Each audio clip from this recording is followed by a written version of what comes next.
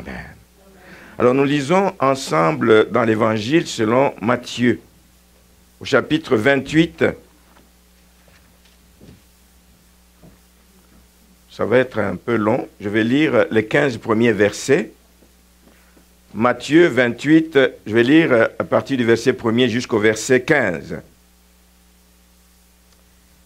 Après le sabbat, à l'aube du premier jour de la semaine, Marie de Magdala et l'autre Marie allèrent voir le sépulcre.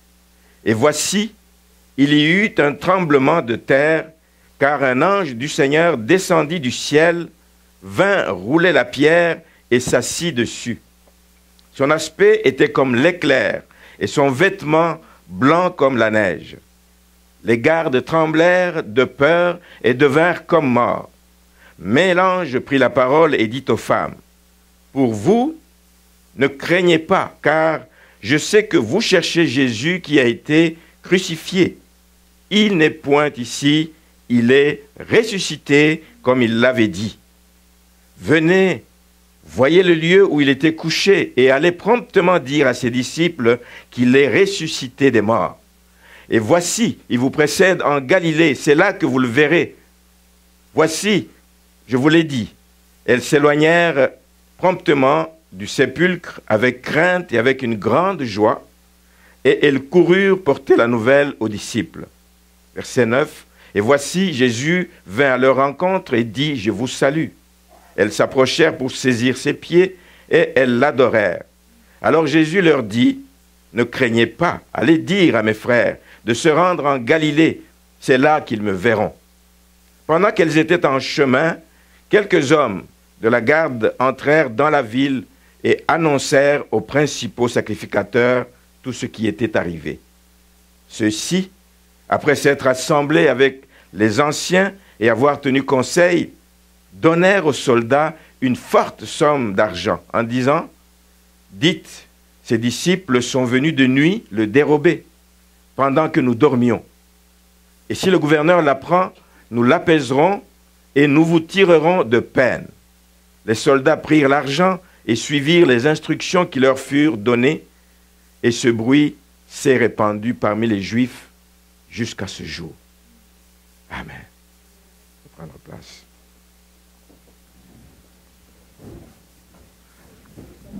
Joyeuse Pâques à tous. Joyeuse Pâques à tous.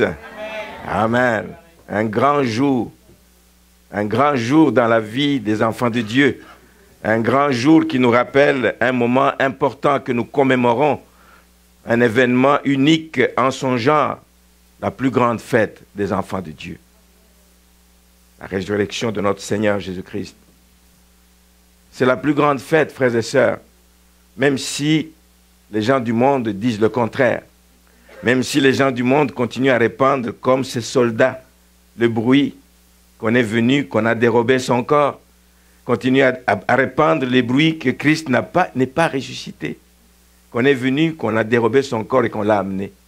Ce bruit, la Bible nous dit qu'il continue à se répandre jusqu'à ce jour. C'est des faux bruits que ces soldats ont répandus et qu'il y a des gens qui y ont cru, malheureusement. Mais heureusement qu'il y en a qui ont su parce qu'ils l'ont vu. Il y a eu des témoins qui l'ont vu, qui ont vu même ces marques, qui étaient convaincus que c'est Christ ressuscité comme il l'avait annoncé. Comme tout mauvais bruit, ça court plus vite que les bonnes nouvelles. Et les gens y croient rapidement et facilement. Et aujourd'hui encore, aujourd'hui, ce n'est pas juste aujourd'hui du temps de Matthieu, aujourd'hui encore. Ceux qui lisent sur Internet ont vu. Le seul article que j'ai vu sur Internet, c'est que Jésus-Christ est un mythe. Aujourd'hui, 2000 ans après, encore Jésus-Christ, un mythe. 2000 ans après, l'actualité sur Internet, c'est que Jésus-Christ n'a jamais existé. Dans cet article, c'est ce qui est dit. Jésus-Christ n'a jamais existé. Mais ça, ce n'est pas nouveau. Ce n'est pas nouveau. Ce n'est pas nouveau, frères et sœurs. Les mauvais bruits ont circulé depuis le temps où Jésus-Christ est né. Amen. La Bible nous parle dans Ésaïe chapitre 9, le verset 5, qui a cru à la naissance de Jésus-Christ, qui était annoncé. Qui a cru quand Jésus-Christ est né, qu'elle était la naissance du Messie? Qui a cru? Qui a cru que, comme dit Ésaïe 9, verset 5, que c'était le prince de la paix? Qui a cru que c'était celui sur qui la domination allait reposer? La Bible dit que la domination reposerait sur son épaule. Qui a cru? On n'a pas changé. Dans Ésaïe 53, on va lire. Ésaïe 53.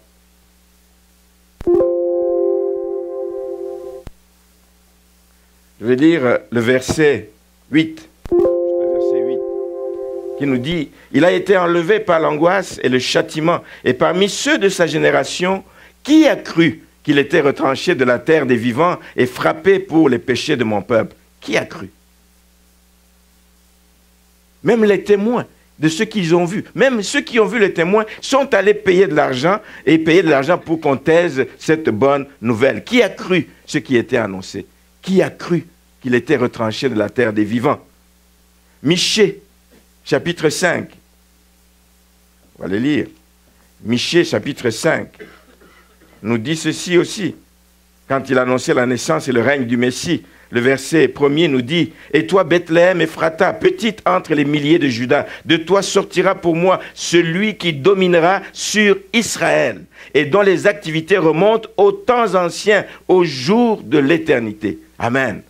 Annoncer sa naissance. On a même précisé à quel endroit il naîtrait, dans la bourgade de Bethléem. Qui a cru que de Bethléem sortira celui qui dominera sur Israël? Qui a cru? Personne, pas grand monde. Mais dans Jean chapitre 1er, nous dit aussi, qui a cru que quelque chose de bon peut venir de Nazareth? Qui a cru? Vous me dites que ce n'est pas nouveau. Des gens qui redoutent et qui ne croient pas, qui doutent de la véracité de la parole de Dieu. Dans le texte que nous avons lu de Matthieu chapitre 28, qui a cru quand l'ange a annoncé que Jésus est ressuscité? Qui a cru comme il l'avait dit? Il est ressuscité comme il l'avait dit. Parce que même ceux qui étaient proches de lui, même ceux qui l'ont côtoyé pendant 3 ans, au verset 17 du chapitre, il dit, les 11, verset 17, il dit, quand ils le virent, ils l'adorèrent. Donc les 11 disciples. Quand ils le virent, ils l'adorèrent, mais quelques-uns eurent des doutes, même en l'ayant vu. Amen. Quelques-uns eurent encore des doutes. Dans le livre des Actes des Apôtres, qui a cru encore à la parole de ces 2 hommes vêtus de blanc, hein? Quand ils se sont retrouvés au tombeau, ils ont vu 2 hommes vêtus de blanc, qui a dit que Jésus-Christ, ils se sont retrouvés au moment où Jésus montait au ciel, qui dit, ce Jésus que vous voyez monter au ciel, vous le verrez revenir de la même façon. Qui a cru à cela? Mais il reviendra. De la même façon qu'il a dit. Amen. Amen. Tout le long du livre des Actes, nous venons de terminer l'étude du livre des Actes des Apôtres. Qui a cru aux nombreux témoignages des disciples? Qui a cru aux nombreux enseignements? Qui a cru aux nombreux discours qui ont été faits par Paul, par Pierre et tous les autres? Amen. Qui a cru que tout ce qu'il disait était vrai? Personne n'a pas cru. Pas grand monde. Quelques-uns. Dont vous aujourd'hui. Amen. Les gens ne croient pas tout simplement, alors qu'il y a tellement eu de miracles que Jésus-Christ a accomplis, que c'était suffisant pour que les gens croient qu'il était fils de Dieu, qu'il est venu comme le Messie pour sauver son peuple. Mais les gens ne l'ont pas cru. Ils ont vu des multitudes de miracles, mais ils n'ont pas cru. Ils ont vu pourtant combien Dieu a guéri les gens, combien il a ressuscité des morts. Aujourd'hui encore, il y a des médecins qui voient des miracles, qui assistent à des miracles qui sont, on dirait, hors de tout doute. Hors de tout doute. Ils ne savent pas expliquer par la science. Mais la seule réaction qu'ils ont, c'est de dire, nous assistons là à des phénomènes paranormaux. Pourtant, il y a de nombreux prophètes, faux prophètes, qui courent les rues au nom de Jésus. Il y a des charlatans qui se servent du nom de Jésus-Christ pour aller appauvrir les gens, pour induire beaucoup de gens en erreur. Mais celui au nom de qui ils marchent, ils ne veulent pas croire qu'il est ressuscité. Voici la situation du monde dans lequel nous sommes. Quand vous regardez ce qui se fait aujourd'hui dans le monde, des millions de dollars, la quantité d'argent que l'on investit dans des recherches, pas pour prouver nécessairement que Christ est ressuscité, mais pour prouver que c'est faux ce que la Bible raconte. des millions de dollars. Des gens qui font des recherches dans tous les sens parce qu'ils veulent prouver absolument que Jésus n'est pas ressuscité, que Jésus n'a pas existé, que Jésus est un mythe. Voilà le monde dans lequel nous sommes, dans lequel nous devons évoluer. Mais heureusement, frères et sœurs, heureusement qu'à travers tout cela, à travers toutes ces négations de la vérité, il y a eu toujours un petit reste. Et il y aura toujours un petit reste. Et je souhaite que vous fassiez partie, que nous fassions partie de ce petit reste. Qui croira dur comme fer, qui croira malgré les persécutions, qui croira que Jésus-Christ est venu, Jésus-Christ a souffert à la croix, Jésus-Christ est mort, a été enseveli, mais qu'il est ressuscité. Il y aura toujours un petit reste qui vont garder la foi jusqu'à la fin. Amen. Il y aura toujours un petit reste qui va continuer à prêcher l'évangile de Jésus-Christ. Il y aura toujours un petit reste qui va continuer à crier haut et fort que nous servons Christ crucifié, mais Christ ressuscité. Amen. Il y aura toujours un petit reste et je voudrais vous encourager ce matin à être de cela, à demeurer ferme et fort. Les temps que nous vivons sont mauvais. Les temps que nous vivons risquent de nous départir, de nous sortir du droit chemin. Amen. Le week-end de Pâques, un week-end spécial, un week-end extraordinaire où en 3 jours, il s'est passé des choses qui ont marqué l'humanité à jamais. À jamais, à jamais. En 3 jours, il s'est produit 2 événements majeurs. 2 événements qu'on ne peut pas taire. 2 événements qu'on doit publiciser. 2 événements qu'on doit raconter aux enfants et aux petits-enfants. 2 événements qu'on doit continuer à proclamer chaque jour et chaque instant de notre vie. Je parle de la mort de Jésus-Christ à la croix. Pas pour pleurer sur cette mort, parce qu'il n'est pas mort, enterré à jamais, c'est fini, mais nous savons qu'il est mort et le 2e événement a suivi immédiatement le dimanche matin. Il est ressuscité d'entre les morts. La terre ne pouvait pas le contenir. Voici le double message de Pâques. Christ est mort, mais Christ est ressuscité. Christ est vivant. Celui que nous servons est vivant. Celui que nous servons est présent. Celui que nous servons nous écoute. Celui que nous servons nous voit. Celui que nous servons ne nous a jamais abandonnés. Il est avec nous. Il l'a promis qu'il serait avec nous jusqu'à la fin des temps. 2 messages, 2 événements majeurs. Je vais en parler brièvement ce matin. Je vais parler d'abord de la mort de Jésus-Christ à la croix. La mort du Sauveur.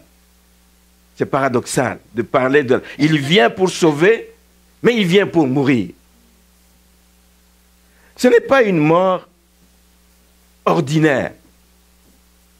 Ce n'est pas une mort dont on peut douter, frères et sœurs, en disant, oui, mais est-ce qu'il est réellement mort? C'est ce que vous lisez aujourd'hui dans les livres, etc. Il y a des gens qui semblent dire, eh non, il n'est pas mort, il a fait semblant de mourir. Frères et sœurs, c'est une mort certaine. Jésus-Christ n'a pas fait semblant. Les gens qui le gardaient, les soldats qui le gardaient, n'ont pas fait semblant. Ils se sont assurés, avant de le descendre de la croix, ils se sont assurés que cet homme était mort. C'est une mort certaine. C'est une mort, frères et sœurs, que les progrès de la science aujourd'hui tendent à confirmer. Tout à l'heure, nous avons chanté qu'il a été flagellé. Savez-vous avec quoi on flagellait les gens à l'époque? C'était des lanières de cuir, au bout desquelles il y avait des morceaux de métal ou d'eau. Des os pointus. Et il est prouvé que ceux qui étaient frappés, le nombre de coups qu'on frappait avec ce genre de fouet-là, il y a très peu de gens qui s'en sortaient. C'est des gens qui mouraient asphyxiés. Des douleurs et tous les problèmes. Donc c'est la première chose. Il y a eu une hémorragie qui a été provoquée par cette flagellation, une hémorragie où pas grand monde a résisté à ce genre de flagellation. Ça, c'est prouvé. La deuxième chose qui est prouvée, c'est que lorsque ils voulaient s'assurer qu'il est mort à la croix, les soldats l'ont transpercé avec une lance sur son côté. La Bible dit qu'il en est sorti l'eau mêlée de sang. Scientifiquement, il est prouvé que quand cela arrive, c'est une preuve évidente d'une mort certaine de la personne. Donc même la science confirme la mort de Jésus-Christ aujourd'hui, on n'en doute pas un seul instant. La mort de Jésus-Christ est une mort certaine. Elle a eu réellement lieu. Amen. Ce n'est pas une mort accidentelle comme beaucoup d'autres morts. Peut-être qu'on l'a mis sur la croix, on voulait juste le flageller pendant un temps et puis le faire descendre, le juger encore. Non. Le but, quand on l'a mis à la croix, c'était pour qu'il meure. La mort de Jésus-Christ était réclamée par les Juifs. Ils ont préféré qu'on libère Barabbas au lieu de Jésus-Christ. Il fallait qu'il meure. Qu'il meure, c'était leur cri. Et c'est ce qui est arrivé. Donc c'est une mort certaine, qui n'est pas accidentelle. C'est une mort qui était non seulement voulue par les Juifs, mais aussi elle faisait partie du plan rédempteur de Dieu. Amen. Ce n'est pas accidentel. Ce n'est pas les hommes qui ont décidé de le tuer et alors que Dieu ne voulait pas, mais ça faisait partie du plan rédempteur de Dieu. Nous ne pouvions pas être sauvés sans que Jésus-Christ meure à la croix. C'est le seul sacrifice que Dieu pouvait agréer. C'est le seul sacrifice qui pouvait apaiser le courroux de Dieu par rapport à toute la colère qu'il avait vis-à-vis du péché de l'humanité. C'est une mort qui faisait partie du plan de Dieu pour l'humanité. Amen. La Bible nous dit dans Ésaïe 53, le verset 10, qu'il a plu à l'Éternel. Il a plu. Ça a été un plaisir pour Dieu de le briser. Amen. Le briser pas pour qu'il voie juste quelqu'un souffrir. Le briser pour qu'il se charge de tes péchés et de mes péchés et des péchés de toute l'humanité. Il y avait un but. Jésus-Christ est mort parce qu'il devait se charger de nos péchés. Il est mort parce qu'il devait se charger de nos iniquités. Nous ne pouvions pas, nous n'avions aucun moyen, frères et sœurs, de nous amender à la face de Dieu. La seule façon, c'était que Jésus-Christ porte cela en mourant sur la croix, qu'il meure à notre place sur la croix. Donc, il s'est chargé de nos péchés, il s'est chargé de nos iniquités, il s'est chargé de nos douleurs. Jésus-Christ est mort à la croix pour qu'il se charge de nos maladies. La Bible nous dit, par ses meurtrissures, nous sommes guéris. Par ces meurtrissures, nous sommes guéris. Il y a donc eu un effet de cette mort. Ce n'est pas une mort par hasard, une mort qui n'a pas eu de suite. S'il y a eu un effet, par ces meurtrissures, nous sommes guéris. Il y avait un but à la mort de Jésus-Christ. Jésus-Christ est également mort, selon Ésaïe toujours, pour que son châtiment, par son châtiment, nous ayons la paix. Nous ayons la paix. La paix que tu ne peux pas acheter. Une paix intérieure. Même quand tu as fait mal, même quand tu as mal agi, quand tu sais que tu te répands devant le trône de Dieu et qu'il est juste et bon pour te pardonner et que tu te retrouves en paix, ça ne peut venir que de l'œuvre de la croix. Amen. Pour que par son châtiment, nous ayons la paix. La paix de nous ne serons plus jugés. La paix que Dieu ne nous condamnera plus. Amen. Ceux qui sont en Christ, personne ne peut les condamner. Amen. Personne ne peut les condamner. Avec le sacrifice suprême, frères et sœurs, ça a été la manifestation, la plus grande manifestation, parce qu'il n'y en a pas d'autre, la plus grande manifestation de cet amour dont nous chantons tellement, de Jean 3,16. Dieu a tant aimé le monde qu'il a donné son Fils unique. Comme un don, comme un sacrifice, il l'a donné. Va mourir à la croix pour cette humanité, pour racheter cette humanité de ses vaines manières de vivre. Donc ça a été la plus grande manifestation de l'amour de Dieu. Nous célébrons aujourd'hui le grand amour de Dieu. Amen. Amen. Dieu nous a aimés, pas juste par des mots, il l'a manifesté. Il l'a manifesté. Amen. Maintenant, en parlant de la mort de Jésus-Christ, il faut reconnaître que la nature de l'être humain est telle que il n'y a pas grand monde que je sache qui puisse sacrifier sa vie pour quelqu'un d'autre. Il n'y a pas grand monde. Il n'y a pas grand monde. Il faut reconnaître que dans la nature de l'être humain, on n'est pas prêt. On n'est pas prêt à donner sa vie gratuitement comme ça. Lui, il l'a donné gratuitement. Qu'est-ce qu'il attendait en retour? Amen. Juste le rachat de cette humanité. Amen. Donc, il a donné sa vie gratuitement. Et c'est là-dessus que le monde, les gens ont besoin de la difficulté à comprendre le sacrifice de Jésus-Christ. Quelqu'un qui meurt gratuitement. Il y en a, on peut encore comprendre quelqu'un qui meurt pour sauver son enfant dans le feu ou dans l'eau, des choses comme ça, mais dit, il meurt gratuitement, il n'a rien fait de mal, etc., mourir gratuitement. On ne comprend pas le sacrifice de Jésus-Christ. Donc, si la mort de Jésus-Christ devait s'arrêter à la mort, et qu'on l'aurait enterré, et puis on a mis la terre dessus, et puis c'est fini, je suis sûr que ça n'aurait pas l'impact que ça a aujourd'hui. Amen. Il a fallu que Dieu manifeste que tout cela est arrivé dans sa volonté. Il a fallu que Dieu manifeste que la mort n'est pas plus forte que lui, que Dieu. Il a fallu qu'il ressuscite Christ pour prouver, amen, que c'est par moi que Jésus-Christ est mort, mais je suis capable de le ressusciter. Mais la mort avait un but. Et une fois qu'il l'a fait, une fois qu'il est mort, une fois qu'il a rendu l'âme, au moment où il doit rendre l'âme, il a crié, tout est accompli. La mission pour laquelle j'étais venu est accomplie. Et Dieu ne pouvait plus faire que de le ressusciter d'entre les morts parce que sa mission sur terre était accomplie. Et c'est ça la deuxième facette de Pâques que nous célébrons. Oui, nous célébrons sa mort parce qu'elle a été une victoire sur le mal. Elle a été une victoire sur l'ennemi. Elle a été une victoire qui nous permet aujourd'hui, nous aussi, de marcher tête haute. Même si l'ennemi attaque de tous côtés, nous savons que nous marchons dans la victoire de Jésus-Christ.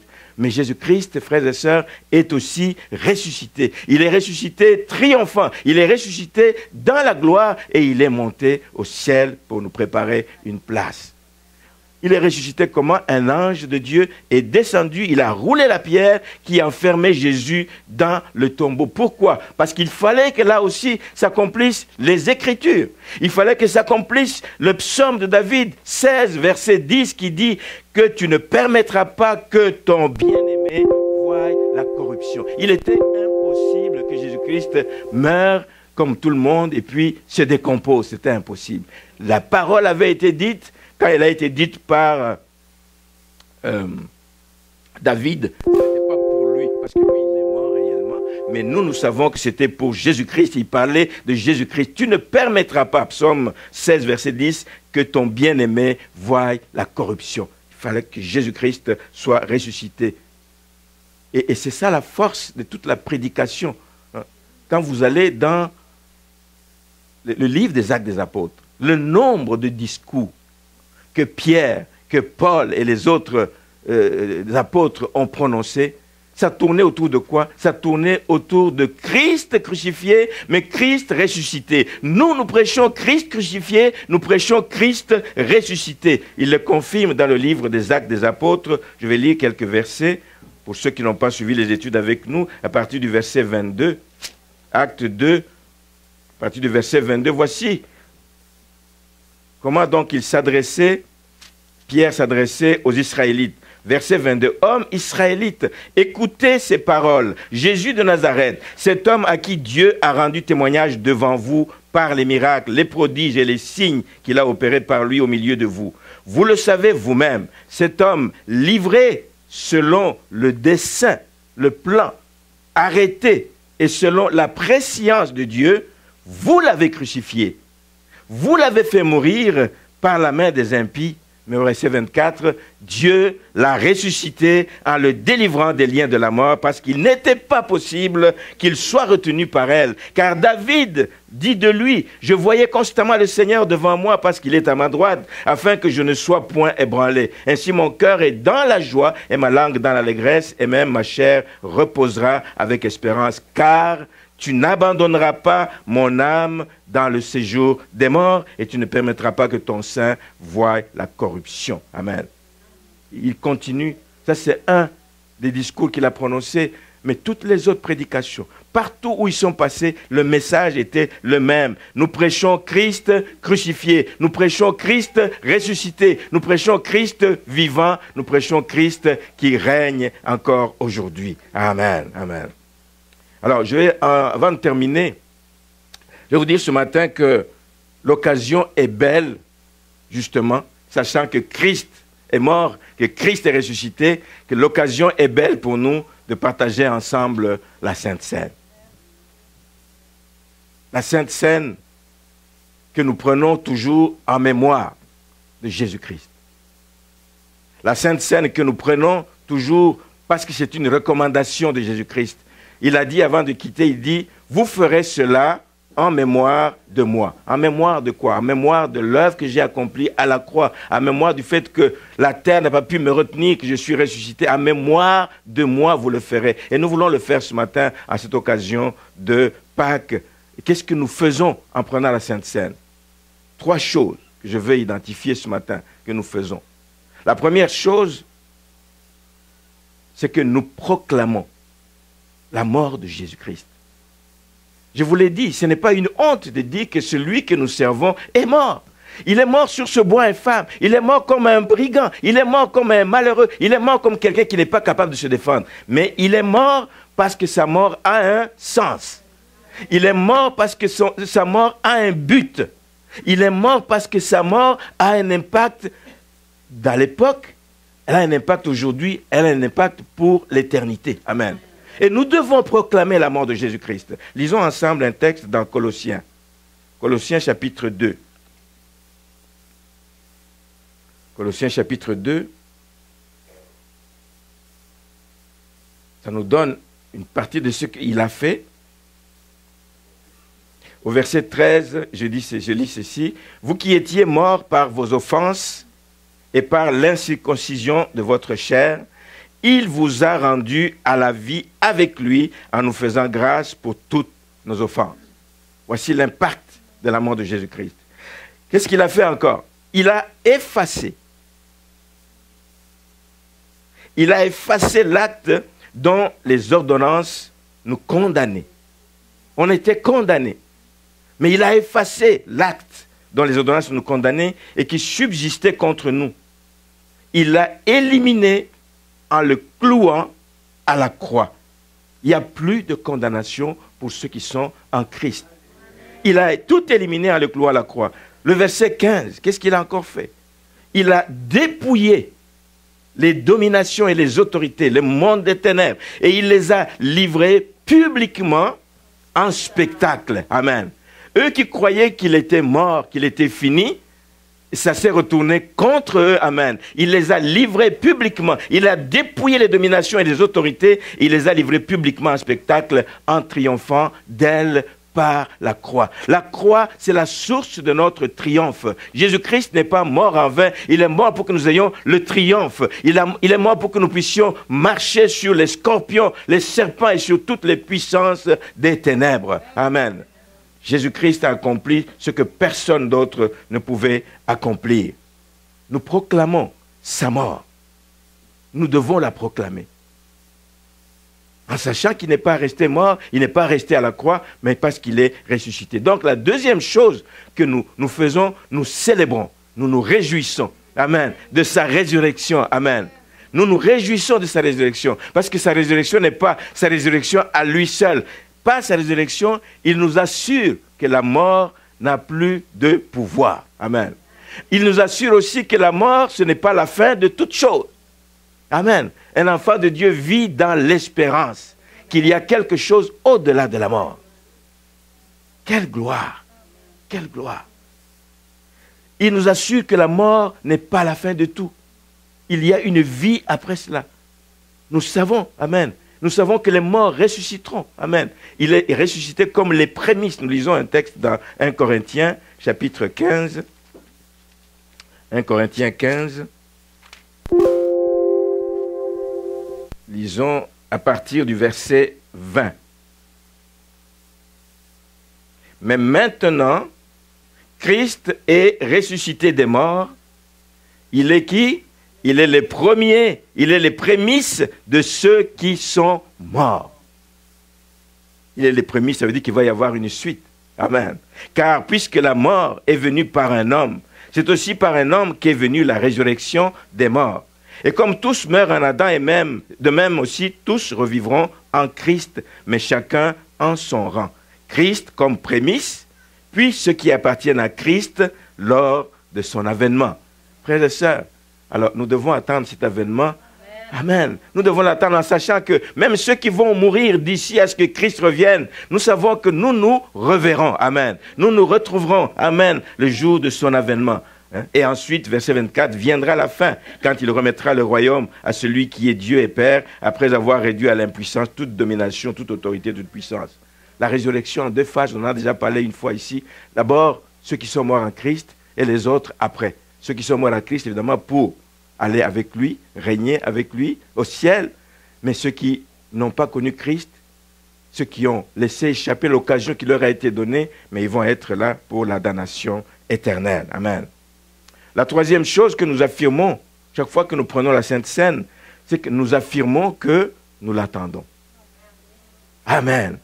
Pour que jamais on oublie qu'on n'est pas ici sur terre, on dit, je suis ici pour un temps et puis après c'est fini. Non. Nous attendons le retour du Seigneur.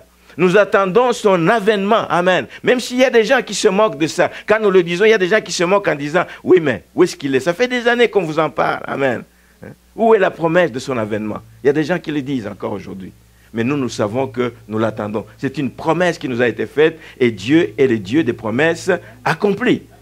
Il le fera, il le fera. Souvenez-vous simplement de ces paroles de Matthieu 24, 35, où Jésus disait que le ciel et la terre passeront, mais mes paroles ne passeront pas. Ce qu'il a dit s'accomplira. Amen. Les promesses qu'il nous a faites, qu'il viendra nous chercher pour que nous puissions vivre avec lui dans la gloire, s'accompliront. Amen. Alors nous avons intérêt à nous positionner, frères et sœurs. Nous avons intérêt à être dans une attente attentive. Nous avons besoin d'être dans une position où nous sommes sûrs que quand il reviendra, il va nous trouver dans la foi. Parce que c'est Jésus lui-même qui a dit, quand le Fils de l'homme reviendra, trouvera-t-il la foi sur la terre? La foi, c'est la chose qui est la plus combattue. Combien d'entre nous ne connaissez-vous pas des personnes qui ont commencé avec vous, mais qui aujourd'hui sont complètement rentrées dans le monde? Donc il y a une façon dont nous devons nous tenir. Il y a une façon avec laquelle nous devons attendre. Ce n'est pas un temps d'amusement. On s'amuse comme si de rien n'était. Je ne dis pas que les chrétiens ne s'amusent pas, mais ils s'amusent en étant attentifs. Amen. Donc le temps n'est pas aux amusements. Le temps n'est pas à la négligence, à prendre à la légère ce que nous devons faire pour le Seigneur. Le temps est à se préparer au retour de Jésus-Christ. Nous nous préparons au retour de Jésus-Christ. Et voici, avec quelques versets, je termine avec ça, comment nous devons nous préparer en attendant son retour. Et je vais lire quelques versets. Dans Jacques, disons, dans le chapitre 5, le verset 7 nous dit ceci. Soyez donc patients, frères, jusqu'à l'avènement du Seigneur. Soyez patients. Voici, le laboureur attend le précieux fruit de la terre, prenant patience à son égard, jusqu'à ce qu'il ait reçu les pluies de la première et de l'arrière-saison. Vous aussi, soyez patients. Comment? En vous affermissant. Affermissez vos cœurs, car l'avènement du Seigneur est proche. Restez fermes, inébranlables. Ne soyez pas des personnes qui vacillent à tout vent. On vous dit que Christ est là-bas, vous allez là-bas. On vous dit que Christ est ici. Non, soyez fermes dans votre foi. Amen. Christ n'a jamais dit que vous m'avez connu comme ceci au début de votre foi, à la fin les choses vont changer. Non, il est le même. Ce qu'il a dit au début, il l'accomplira et restons fermes dans notre position. Donc, restons dans l'attente en affermissant nos cœurs, car l'avènement du Seigneur est proche. Lisons dans Luc. Luc chapitre 18.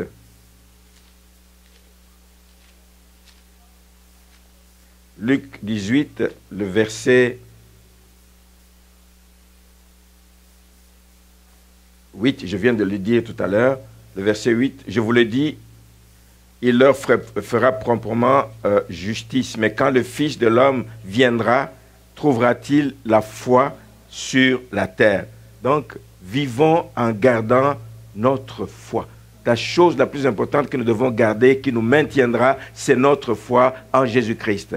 Pas la foi dans les choses, pas dans la foi dans les circonstances, pas la foi dans les choses matérielles ou les choses comme ça, mais la foi en Jésus-Christ. Amen. Sachant qu'il tient le monde entre ses mains, que nous sommes entre ses mains, que c'est lui qui nous garde. Peu importe ce qui peut nous arriver, c'est lui qui nous garde, c'est parce que lui le permet que ça nous arrive. Mais gardons notre foi inébranlable. Amen. Dans le texte de 2 Thessaloniciens, le chapitre 2 nous dit ceci. Pour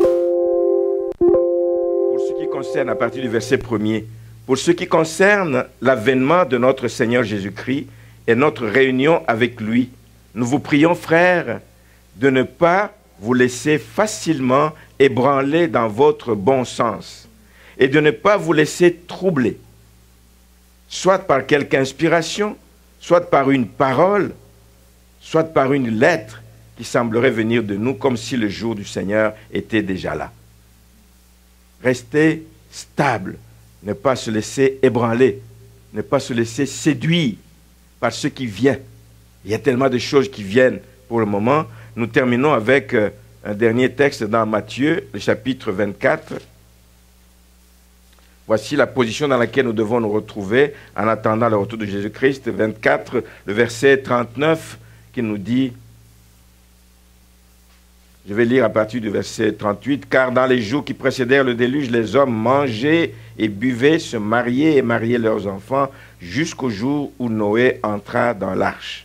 Et ils ne se doutèrent de rien, jusqu'à ce que le déluge vienne et les emporte tous. Il en sera de même à l'avènement du Fils de l'homme. » La position dans laquelle nous devons être, c'est d'être des gens qui obéissent à la voix de Dieu, qui écoutent les avertissements qui nous sont donnés par la parole de Dieu pour ne pas être comme les gens du temps de Noé, qui mangeaient comme si de rien n'était, qui buvaient. On leur dit, voici ce qui va arriver, préparez-vous, sauvez-vous. Non, non, non, ils mangeaient, ils buvaient, ils se mariaient, oubliant ce qui devait arriver. Et quand ça devait arriver, c'est arrivé. Amen. Alors, ça va venir par surprise. Nous savons que ça viendra, mais ça viendra par surprise. Dans quel état cela va vous trouver? Que Dieu vous garde. Amen. Amen. Que nous puissions prendre au sérieux tous les avertissements, que Dieu vous aide donc à y parvenir. Amen.